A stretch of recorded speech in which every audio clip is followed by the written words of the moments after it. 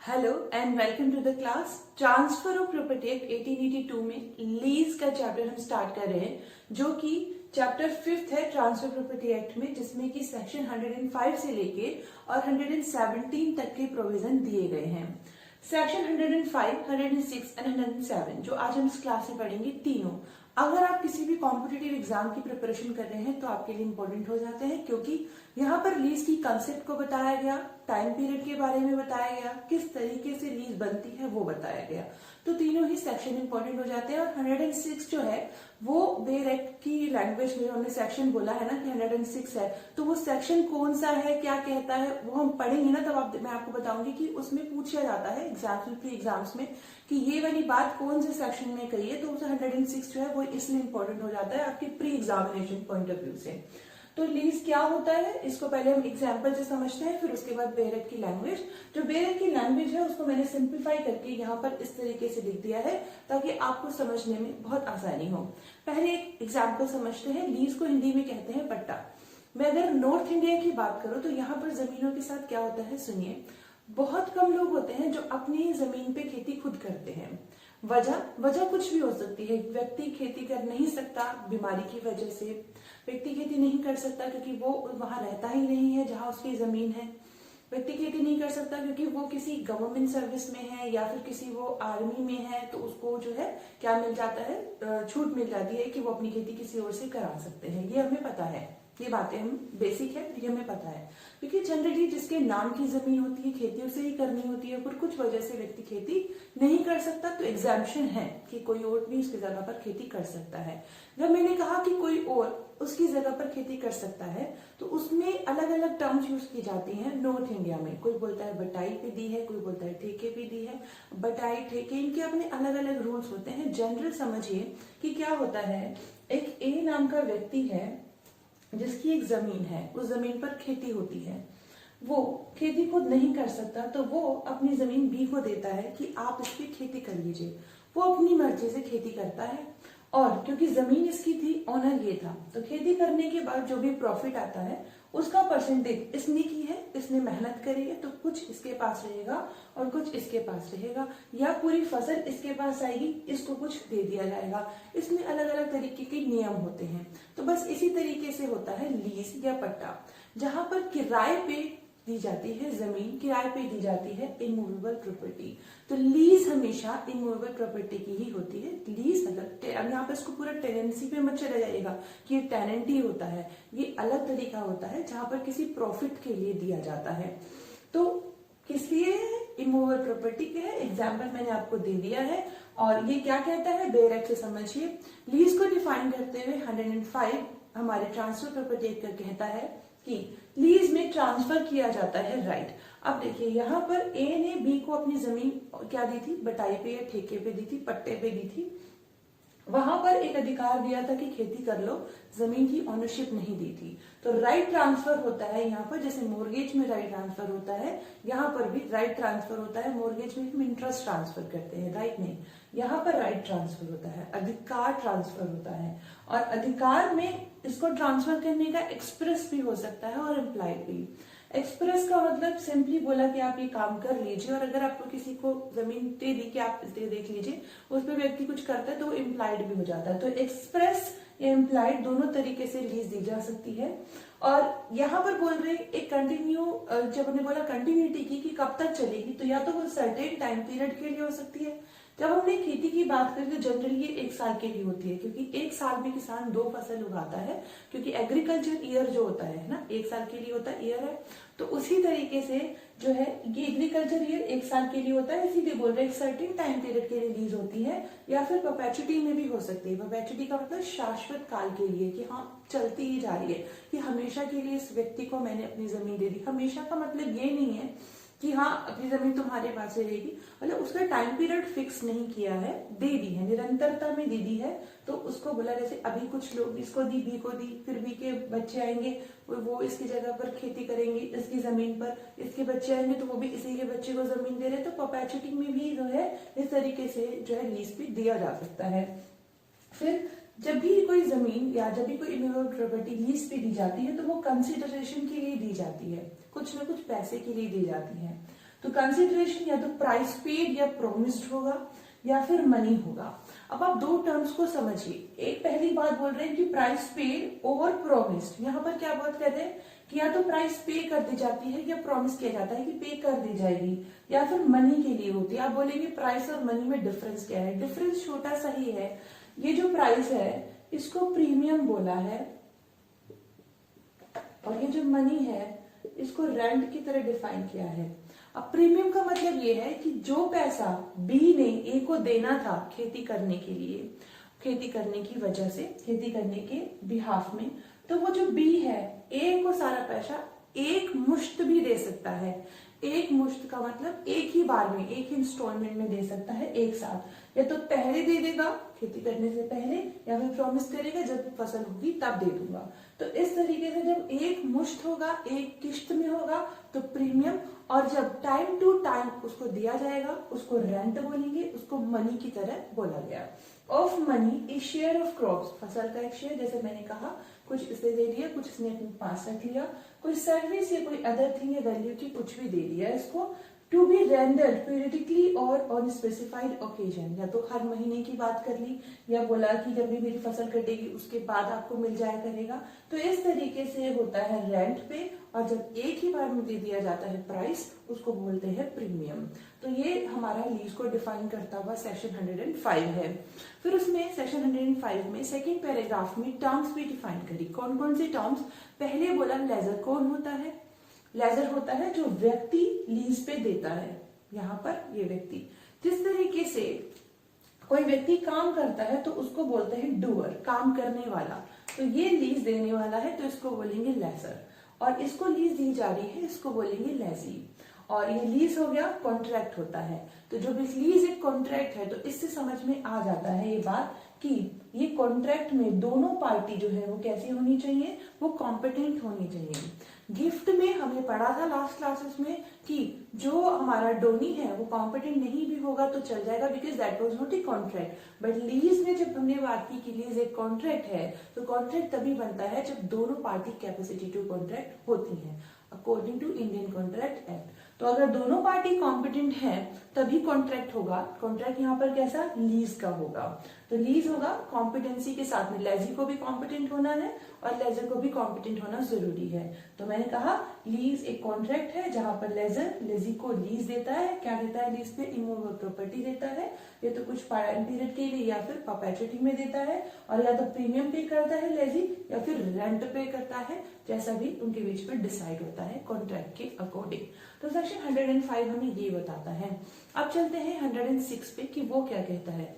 Section 106 क्या कहता है? कहता है duration of certain leases in absence of written contract और लोकल यूसेज। सर्टेन लीजेस के बारे में कहा in the absence of written contract और लोकल यूसेज, मतलब कि अगर पार्टीज टू कॉन्ट्रैक्ट, कौन सा कॉन्ट्रैक्ट? लीज का कॉन्ट्रैक्ट।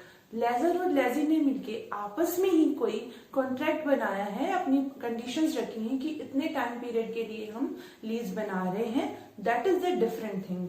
या फिर कोई जो जहां पर जमीन है, इमूवेबल प्रॉपर्टी है, जमीन ही नहीं कोई भी इमूवेबल प्रॉपर्टी अगर है तो वहां के लोकल यूसेजेस के अकॉर्डिंग इतने टाइम पीरियड के लिए लीज होती है तो उस हिसाब से चलेगा, या तो कॉन्ट्रैक्ट के हिसाब से या लोकल के हिसाब से, लोकल यूसेज के हिसाब से। और अगर कुछ भी नहीं एप्लीकेबल होता, ना तो कॉन्ट्रैक्ट बनाया ना लोकल कोई यूसेज लो ऐसा है जो बताता है कि लीज किस तरीके से है, तो फिर सेक्शन 106 कहता है कि क्या होगा इन कंडीशंस में जब कोई कॉन्ट्रैक्ट नहीं है, कोई लोकल लॉ नहीं है, कोई यूसेज नहीं है, कि किस तरीके से लीज का टाइम पीरियड डिफाइन होगा। तो ये टाइम पीरियड बताया 106 ने। इस सेक्शन को इंपॉर्टेंट बताया था मैंने आपको pre examination point of view से, क्योंकि पूछा जाता है सीधा सीधा इन टाइम पीरियड के बारे में जो कि लिखे हुए हैं आपके सामने। क्या टाइम पीरियड है? देखिए सेक्शन 106 कहता है कि जब कोई कॉन्ट्रैक्ट नहीं हो पार्टीज के बीच में, जब कोई कस्टम नहीं हो, कोई लोकल यूसेज नहीं हो, लॉ नहीं हो जो बताता है कि लीज का टाइम पीरियड क्या होगा, उस वक्त उस कंडीशन में दो तरीके की इमूवेबल प्रॉपर्टी को डिफाइन किया गया। एक तो वो जिनकी लीज एग्रीकल्चर या मैन्युफैक्चरिंग पर्पसेस के लिए होती है, या फिर इनके अलावा किसी और तरीके की लीज, यानी जैसे कि रेजिडेंशियल पर्पसेस के लिए। तो अगर कोई भी लीज एग्रीकल्चर या मैन्युफैक्चरिंग के लिए है तो उस वक्त क्या होगा, जो टाइम पीरियड होगा ईयर टू ईयर ही होगा, यानी ईयरली बनेगा, एक साल के लिए ही बनेगी क्या, लीज टेनेंसी जो बनेगी। और अगर हम बात करें दूसरे लीज की, दूसरी इमूवेबल प्रॉपर्टी की, तो वो बनते हैं मंथ टू मंथ बेसिस पे। ध्यान रखिएगा, एग्जाम में जो पूछा जाता है कि एग्रीकल्चर का टाइम पीरियड क्या है, ईयर टू ईयर बेसिस है, और जो दूसरी लीज है उनका मंथ टू मंथ बेसिस है। कौन से सेक्शन में है, टाइम पीरियड 106 है, कौन सी कंडीशन में है, जबकि ना तो रिटन कॉन्ट्रैक्ट में पार्टीज ने कुछ मेंशन किया टाइम पीरियड के लिए, ना कोई लोकल लॉ या यूसेज में कुछ बताया गया है उस कंडीशन में। तो इस बात को ध्यान रख लेना। और आगे जो गूढ़ बात है, गूढ़ का मतलब जो बहुत इंपॉर्टेंट बात है, वो ये बात आती है नोटिस की। किस नोटिस की, नोटिस का मतलब दोनों पार्टीज में से कोई भी पार्टी अगर दूसरे व्यक्ति को बोल देते हैं कि अब आपको लीज छोड़ना पड़ेगा या हम लीज छोड़ रहे हैं, एज अ केस में भी लेजर है तो बोलेगा कि आपको लीज के लिए जो जमीन है वो छोड़नी पड़ेगी। मैं बार बार जमीन बोल रही हूँ क्योंकि वो एक ही बात दिमाग में चढ़ेगी, अदरवाइज इमूवेबल प्रॉपर्टी कोई भी इमूवेबल प्रॉपर्टी हो सकती है, ठीक है ना। तो लेजर बोलेगा कि अब आपको जो है इमूवेबल प्रॉपर्टी छोड़नी होगी, उधर लेजी बोलेगा कि अब मैं छोड़ रहा हूं। तो दोनों ही कंडीशन में जब भी जो है लीज को टर्मिनेट किया जा रहा है, लीज को फिनिश किया जा रहा है, तो उस केस में नोटिस देना पड़ेगा दोनों पार्टीज में से, जिसको भी आप जो भी हम बात बोले, जो भी इस चीज को टर्मिनेट करना चाहते हैं, तो क्या करेंगे, नोटिस देना होगा। नोटिस कैसे देंगे, अगर एग्रीकल्चर या मैन्युफैक्चरिंग के लिए इमूवेबल प्रॉपर्टी का लीज था तो उस केस में कम से कम 6 महीने का नोटिस आ जाएगा, और बाकी सारी लीज के कंटेक्स्ट में 15 डेज का नोटिस जाएगा, क्योंकि ये ईयर टू ईयर बेसिस है तो 6 महीने पहले नोटिस देना पड़ेगा, और जो मंथ बेसिस में है तो 15 दिन पहले देना। तो एग्रीकल्चर मैन्युफैक्चरिंग की कंटेक्स्ट में 6 मंथ का नोटिस है, और मंथ टू मंथ बेसिस पे 15 डेज का नोटिस है। अब नोटिस कैसा होना चाहिए, नोटिस रिटन में होना चाहिए, जो दोनों पार्टीज में से जो भी दे रहा है, जैसे लेजर अगर दे रहा है नोटिस तो वो खुद उसको जो है साइन करेगा, वो नहीं साइन कर रहा उसके बिहाफ पे वो किसी और को बोलेगा आप साइन करेंगे, वो व्यक्ति साइन करेगा जिसको उसने अथोराइज किया है। फिर उसके बाद में नोटिस जो है उसको बाय पोस्ट जाएगा, किसको, दूसरी पार्टी को, क्योंकि लेजर भेज रहा है, दूसरी पार्टी कौन, लेजी। तो लेजी के पास नोटिस जाएगा, वो बाय पोस्ट जाएगा।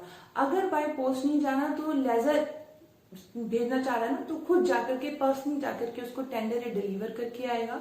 टेंडर मतलब उसको देकर के आएगा, डिलीवर मतलब दे के आएगा टेंडर, उसको जो है टेंडर मानी क्या होता है, टेंडर मतलब पर्सनली जाकर के दे के आना, सौंप के आना, ठीक है, डिलीवर करके आएगा। और अगर जो है व्यक्ति अवेलेबल नहीं है वहां पर जिसको कि देना है, लेजी को देना है, तो उसके घर में जो अवेलेबल होगा व्यक्ति, उसकी फैमिली में जो उसके साथ रहता है उसको देगा। अगर उसकी फैमिली मेंबर्स नहीं है तो जो उसके सर्वेंट है उसको भी दे सकता है। अगर कुछ भी अवेलेबल नहीं है, कोई भी अवेलेबल नहीं है, तो जो प्रॉपर्टी है जिसकी हमने लीज की बात करी, उस प्रॉपर्टी के किसी कॉन्स्पिशियस पार्ट पे वो चस्पा करके आएगा। अब कॉन्स्पिशियस पार्ट का मतलब होता है ऐसी जगह जहां पर कि वो नोटिस है वो दिख सके। ऐसा नहीं किसी पेड़ के पीछे जाकर छुपा दिया और वो दिखेगा ही नहीं, दिखना चाहिए ऐसी जगह पर जो है नोटिस चस्पा मतलब अफिक्स किया जाएगा, और इस तरीके से जो है नोटिस देना चाहिए, नोटिस देना होगा। 106 ये कहता है। मैंने आपको बता दिया कि जो आपसे प्री में पूछा जाता है एग्रीकल्चर की कंटेक्स्ट में कितने मंथ का नोटिस, और बाकी जो टेनेंसी है, बाकी जो लीज है उस केस में कितने टाइम का नोटिस। तो ये ध्यान रखना। अब हम चलते हैं सेक्शन 107, जो कि आज की हमारी क्लास का लास्ट सेक्शन है, जो कहता है लीज हाउ मेड, लीज किस तरीके से बनाई जाती है। जो लीज का कॉन्ट्रैक्ट होता है उसको किस तरीके से बनाया जाता है। देखिए, अगर ईयरली है या ईयरली से ज्यादा है, मीन्स या तो 1 साल की लीज बनाई गई है या फिर 1 साल से ज्यादा के लिए बनाई गई है, या फिर अगर ईयरली रेंट के लिए बनाई गई है कि मतलब 1 साल का रेंट होगा, ऐसा बनाया गया है लीज, तो उस केस में जो लीज है वो कैसी होगी, वो रजिस्टर्ड होगी, रजिस्टर्ड इंस्ट्रूमेंट के थ्रू बनेगी, दोनों पार्टीज के द्वारा एग्जीक्यूट कराई जाएगी, दोनों ही पार्टीज जो है उसको एग्जीक्यूट करेंगी, shall be executed by both the parties. तो जब ये समझ में आ गया लीज कैसे बनेगी, जब अगर 1 साल से ज्यादा के लिए है या 1 साल से ज्यादा के रेंट के लिए भी अगर है तो रजिस्टर्ड होगी। अगर इस ऐसी नहीं है, मीन्स ईयरली नहीं है, मोर देन ईयर नहीं है, ईयरली रेंट के लिए नहीं है, तो उस केस में उसको मर्जी है चाहे रजिस्टर्ड इंस्ट्रूमेंट करा लो या फिर ओरल एग्रीमेंट के थ्रू करा लो। और ओरल एग्रीमेंट के थ्रू करा रहे हैं तो कैसे होगा, अकम्पनीड होगा, यानी जो पोजेशन है उसकी डिलीवरी होगी, डिलीवरी ऑफ पोजेशन तो होगी जब ओरल एग्रीमेंट के थ्रू कर रहे हैं। अगर 1 साल से कम टाइम पीरियड के लिए लीज बनी है तो, और इंस्ट्रूमेंट एक है या 1 से ज्यादा है दोनों की केसेस में अगर एक इंस्ट्रूमेंट है तो वो एग्जीक्यूट होगा बोथ द पार्टीज, एक से ज्यादा अगर इंस्ट्रूमेंट हो तो सभी इंस्ट्रूमेंट जो होंगे वो एग्जीक्यूट कराए जाएंगे बोथ द पार्टीज, लेजर और लेजी से।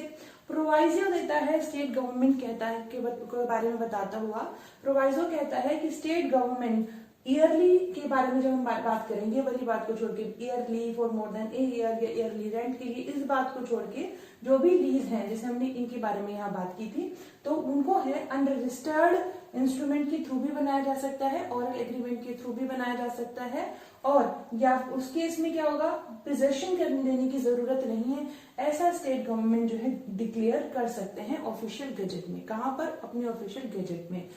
स्टेट गवर्नमेंट अगर अपने ऑफिशियल गजेट में ऐसा नोटिस निकालते हैं कि अगर इन वाली लीज को छोड़ के इन लीज के बारे में निकालते हैं कि चाहे तो इसको अनरजिस्टर्ड इंस्ट्रूमेंट से भी बना सकते हैं लीज को, इसको ऑरल एग्रीमेंट से भी बना सकते हैं, और इसके लिए डिलीवरी ऑफ पोजेशन की रिक्वायरमेंट नहीं है, ऐसा स्टेट गवर्नमेंट अगर कह देते हैं तो फिर ये accompanied by delivery of possession की रिक्वायरमेंट नहीं है। ये वाली बात इसमें कही गई। क्या कहा मैंने आपको? 107 कहता है कि जो 1 साल से कम की लीज होती है उसको रजिस्टर कराया जा सकता है, मर्जी है, ऑरल एग्रीमेंट के थ्रू भी बनाया जा सकता है, बस उस केस में डिलीवरी ऑफ पोजेशन होगी। लेकिन प्रोवाइजो आगे ये बोलता है कि अगर स्टेट गवर्नमेंट अपने ऑफिशियल गजेट में ये अनाउंस करते हैं, नोटिस निकालते हैं कि जो ये वाली लीज है इसको अनरजिस्टर्ड इंस्ट्रूमेंट के थ्रू भी कर सकते हो, इसको ऑरल एग्रीमेंट के थ्रू भी कर सकते हो, और इसको डिलीवरी ऑफ पोजेशन की जरूरत नहीं है इमूवेबल प्रॉपर्टी की, तो ऐसा भी हो सकता है। 107 हमें ये बताता है। 105, 6 और 7 के साथ हमने आज इस क्लास को फिनिश कर लिया। थैंक यू सो मच, आपका बहुत बहुत धन्यवाद सुनने के लिए। Thanks lot, keep learning and keep smiling.